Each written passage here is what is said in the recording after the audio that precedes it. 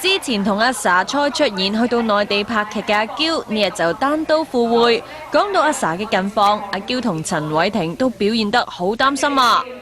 阿 sa 喺內地拍緊劇，係啊，佢尋日又暈咗啦，係啊，又第3次暈啊佢。係啊，佢有冇嘢啊？咁而家？其實好難好翻嘅，如果佢冇休息，係啊，咁有冇睇醫生咧？咁啊 ，William， 你有冇即係好密咁通電話？有啊，但係我覺得佢要拍完呢個劇至可以好翻啊，因為佢始終佢拍劇個景咧係一個搭出嚟嘅水簾洞啊，係咪？咁啊嗰度係好焗嘅，咁所以我覺得任何人就算我自己話我自己幾健康，我諗去到拍一樣會中暑，一樣會暈，咁所以希望佢快啲努力完成咗個劇，翻嚟香港休息。嚟緊 Twins 仲有一連串嘅活動慶祝成軍10週年，睇嚟阿 sa 真係要調理好身體先得啦。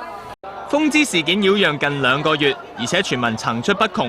身為霆鋒嘅同門師妹阿嬌，亦都曾經被指係霆鋒同柏芝之間嘅第三者，令佢非常困擾啊！亦都有個最新鮮嘅報導，話霆鋒即係有傳有個小三，即係有個第三者喺度添啊！你自己有冇聽過呢個消息咧？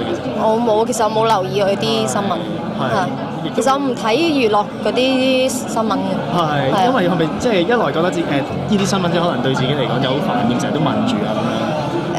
我覺得我唔會再去回應霆鋒嘅嘢啦，因為其實即係你越問我越講，我好似越描越黑咁樣，所以我唔會再回應。